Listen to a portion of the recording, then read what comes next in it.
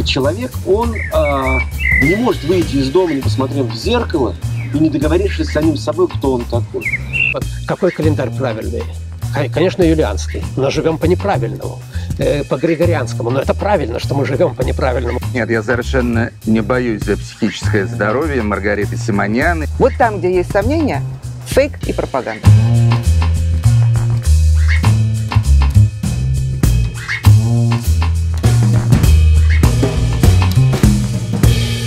С момента ухода с поста руководителя администрации президента Александра Волошина в России начинается новый этап работы со СМИ.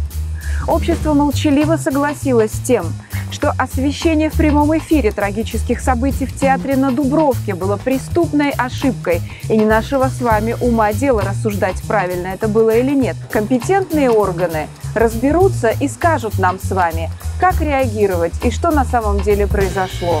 Уже через несколько лет это приведет к созданию полномасштабной пропаганды Кремля.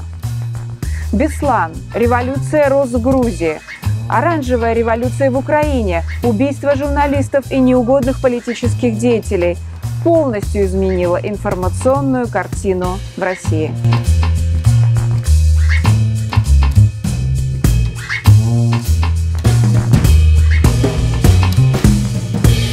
Честные журналисты, какие-то журналистские расследования, объективность, свобода слова. В общем-то, это были абсолютно не пустые понятия, начиная с второй половины 80-х годов, период гласности, потом в 90-е годы, в принципе, у нас тоже была журналистика довольно-таки правдивая. Там, правда, появились другие у нее серьезные прегрешения, скажем, заказные статьи, джинса так называемые, вот, когда за деньги просто, значит, писали то, что надо. Но вся эта джинса, которая расцвела в 90-е годы, она, как правило, не носила идеологического характера. Вот обычно она носила чисто коммерческий характер. Рекламировались какие-то фирмы, рекламировались там какие-то олигархические там начинания и так далее.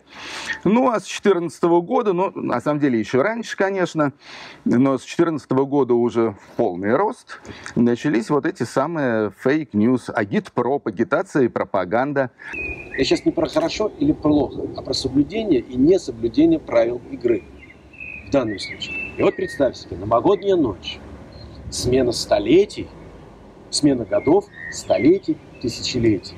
И вдруг на глазах всей нашей Руси-матушки происходит чудо чудное, диво дивное.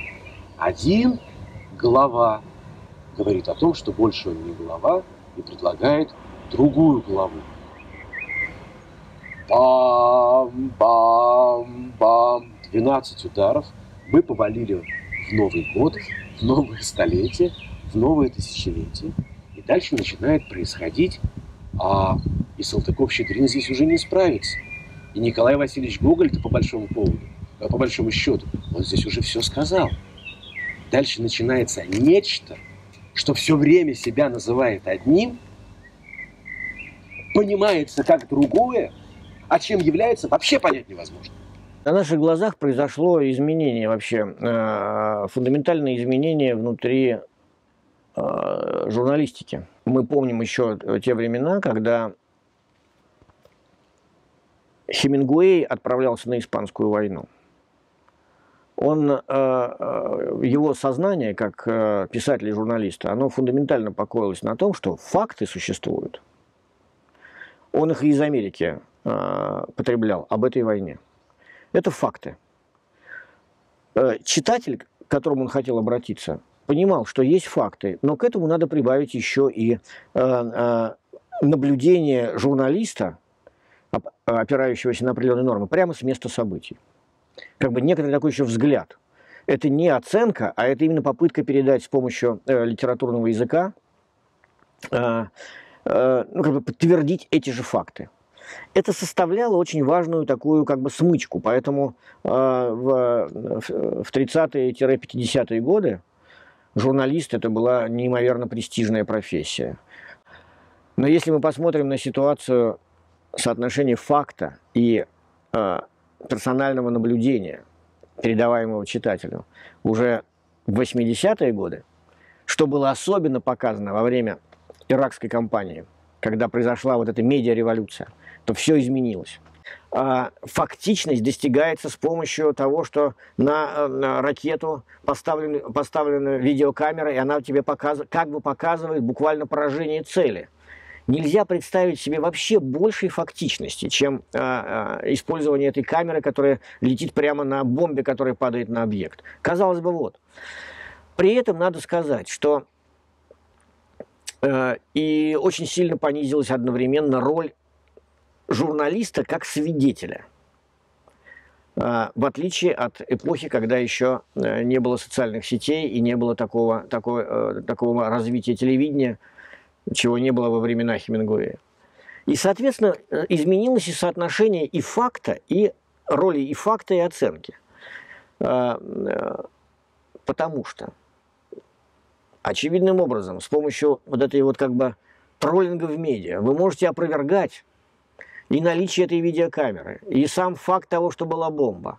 И вообще вы можете говорить, что все это смонтировано, что все это является, как это теперь говорят, фотошопом. Я столкнулась даже не с фейк-ньюс, а с виртуальной реальностью.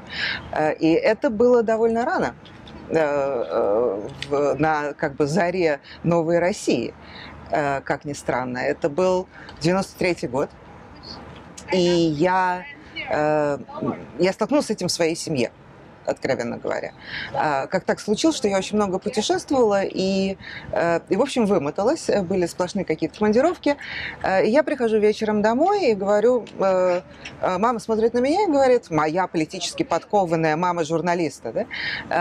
Значит, она смотрит на меня и говорит, ты устала выглядишь. Я говорю, да я устала. И мама, и тут я набираю, значит, воздух в легкие и, наконец, решаюсь ей сказать то, чего я не решалась ей сказать. Я говорю, кстати, завтра я уезжаю в Сараево. Она говорит, ну вот хорошо, и там отдохнешь.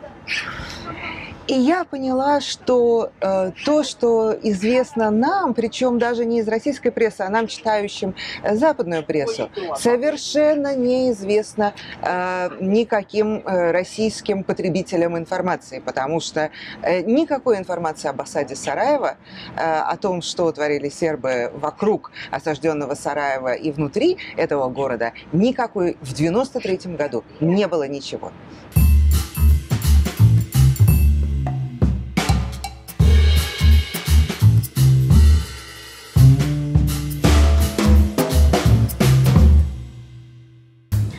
В то же время этот период стал временем невероятного взлета общества потребления.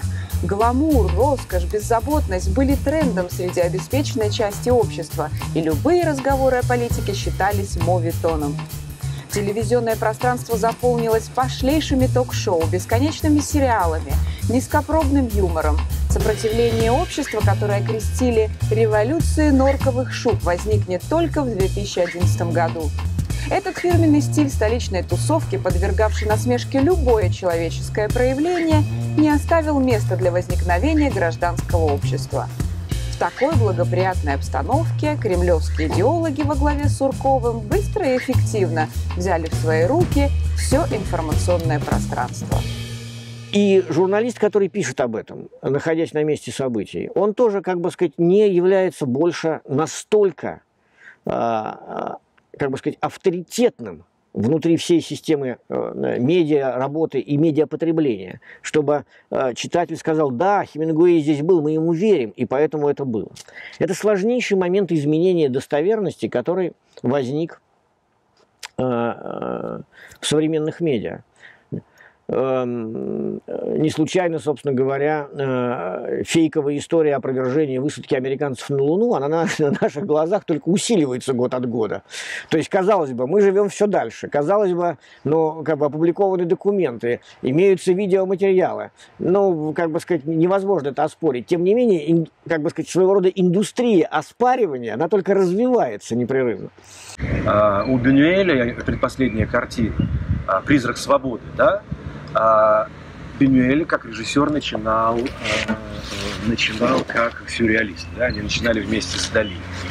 Наименование отходит от самого предмета. То есть там, например, у него есть сцена, когда приходят люди друг к другу в гости, и они в рамках назначенного обеда на самом деле все садятся на горшки и не едят, а разговаривают там о чем-то, о каком-то высоком художестве. То есть это как бы такая наоборотность. Но она тем и хороша, что примитивна в данном случае, да? Потому что или там ищут пропавшую девочку, девочка вот здесь, она же здесь присутствует, она же сама дает показания о том, как она пропала, но тем не менее ее ищут, потому что пущена информация о том, что она исчезла. Приходят за ней в класс, спрашивают, ты исчезла, берут, ведут в участок. И вот на этом это абсурд. Это абсурд. Это еще, что называется, мирная ситуация такая. Это мирная ситуация, потому что она сама себя обозначает как абсурд. Художник, ее показывающий, видит ее как абсурд. Другое дело, что если Луис Бюнюэль, снимая там в начале вместе с Сальвадором Дали «Золотого пса» там, и прочее, это ранняя, дерзкая попытка художника как раз играть с различными законами, то здесь этот фильм очень грустный, потому что как раз, когда ты его смотришь, все ведь очень шуточно, потому что это все травестия, переодевание, перевертыш, карнавальная площадь, верх поменен с низом.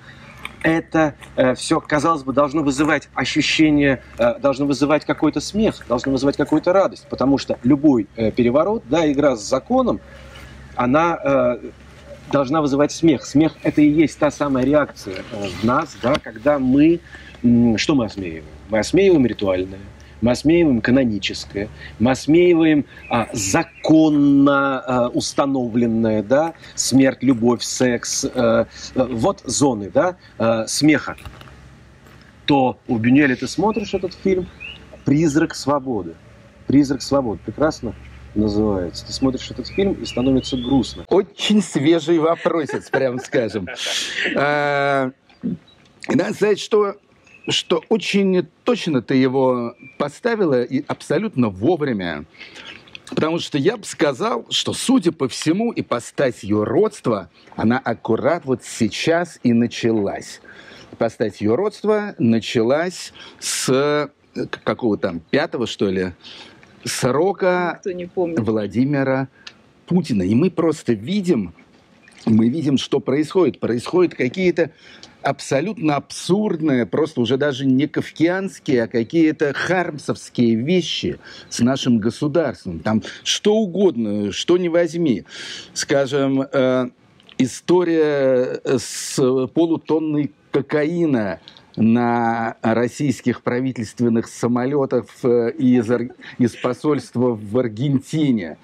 История, ну это, конечно, трагикомическая история в Кемерово, где гибнут люди, гибнут из-за коррупции, в чистом виде, гибнут из-за коррупции, и тут же начинается какая-то просто немыслимо позорная свистопляска, когда у Путина просят прощения за то, что какие-то дети вот таким вот неудачным образом погибли и как бы испортили Путину поствыборное настроение. Вот все эти слизняки, какие-то там Тулеев, Мизулина, прочее, прочее. Вот это юродство, настоящее юродство. Такие вещи, как расщепленное сознание. Когда человек одновременно, ну, то, что у Орвелла описано как некоторая утопия, это человек, сейчас мы в России видим, это на множестве примеров. Расщепленное сознание времени, расщепленное сознание пространства. Ну, я приведу совершенно примитивный пример, но между тем он очень многое пояснит. Да? Где-то лет 10, может быть, больше назад была в интернете такая полемика среди православных. Женщина пишет, задает вопрос своему священнику, можно ли на Новый год вот выпить бокал шампанского. И да что ты, милая, там, в рождественский пост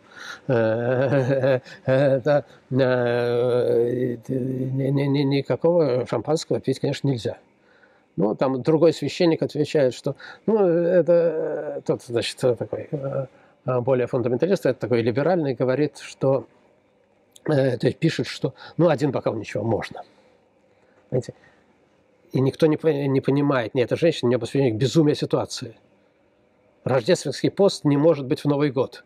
Рождество всегда перед Новым годом. И вот какой календарь правильный? Конечно, юлианский, но живем по неправильному, по григорианскому. Но это правильно, что мы живем по неправильному календарю, потому что мир сей неправильный. И поэтому у нас Новый год перед Рождеством. И шампанское пьют только грешники, но мы-то грешники.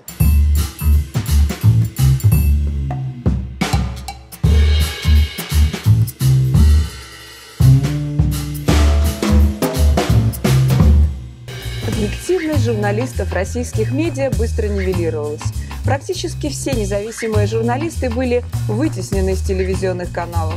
На смену им пришли новоявленные лакеи, еще недавно бывшие в рядах объективных изданиях журналисты, променявшие приличие на высокую зарплату.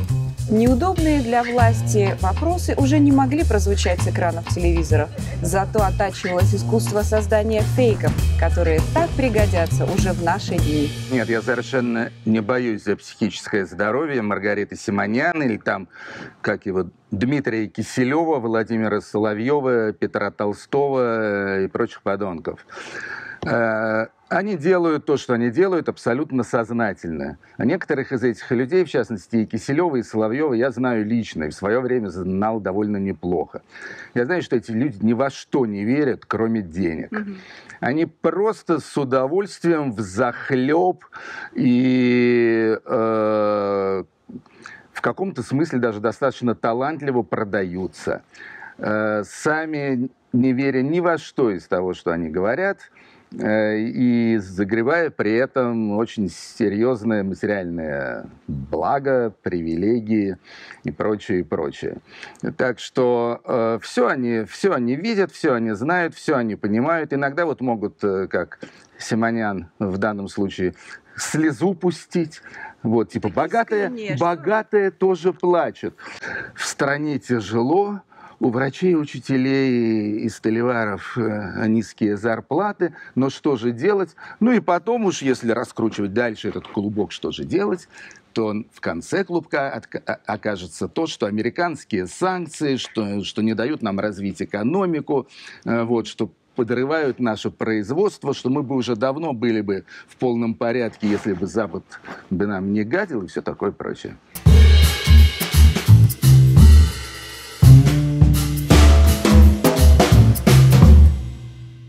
Уже очевидно, что никакое предъявление все новых и новых доказательств – это фундаментальный момент изменения роли информации вот в этом нынешнем таком постмодерне. Никакой добавленной информации не позволяет тебе верифицировать более точно само событие. Даже если ты говоришь, ну сейчас мы вам откроем новые документы из архива, и открываешь новые документы. На это потребитель говорит, ну эти документы же, ну вы сами и написали, ну просто вот вы взяли старую бумагу, достали пишущую машинку середины 20 века и как бы их написали. Вот посмотрите, здесь подпись Сталина немножко не так написана, как у него она была обычно написана, но, значит, если ты на это, секунду, но он не мог подписываться каждый раз одинаково, но на это можно говорить, нет, вот давайте еще, а вот хорошо, определимся, а вот там такая засечка на букве, на пишущей машинке явно. Такое не могло быть точно. И так далее, и так далее. В конечном счете любой эпизод, включая одежду человека, то есть любую аутентичность можно поставить под сомнение. Это чрезвычайно драматичная и опасная вещь с точки зрения развития не просто медиа, а вообще цивилизации. Существует такое наивное предположение, ну, такое наивное, такое массовое тоже представление, что нет, ну как же, все-таки можно же доказать. Или что, ну нет, ну посмотрите, разве так может быть? Ну, как бы нет, не может быть. Поэтому, но в действительности все более и более широкие такие, как бы сказать, группы, которые, как бы сказать, играют большую роль в целом в общественном сознании тех или иных обществ, они оказываются помещены вот в этот такой компот, такой своего рода такое вот фейковое облако, бульон, в котором ты смотришь и думаешь, что Нет, я понимаю хорошо, конечно, что понятно, что Сталин подписывал этот документ.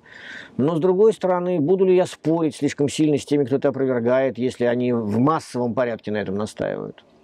Общественное сознание в этом смысле слова очень слабо, как показала история. Оно легко отступает. Человек смотрит на такую вот эту вот возникающую конформистскую такую неправду. Это не ложь, а это именно такая неправда. Он на нее смотрит и думает, ну я не буду с этим связываться, я же не буду здесь ломать копья, доказывая, значит, тем более, что я не специалист. Пусть это сделают специалисты. А специалисты тоже, они на это смотрят и думают, что, ну да, вот меня пригласили, я подтвердил. Но на этом все и кончилось. То есть, да, он подтвердил, но поскольку он сидел в студии, и кроме него здесь еще сидело 5 человек, которых пригласили для размывания мозгов и сюжета, то телезрители воспринимают его как одну из точек зрения. Ну, вот он считает, что это Сталин подписал. А вот посмотрите, а он считает, что не Сталин. А этот считает, что вообще этого документа не было. Это все фальсифицировано.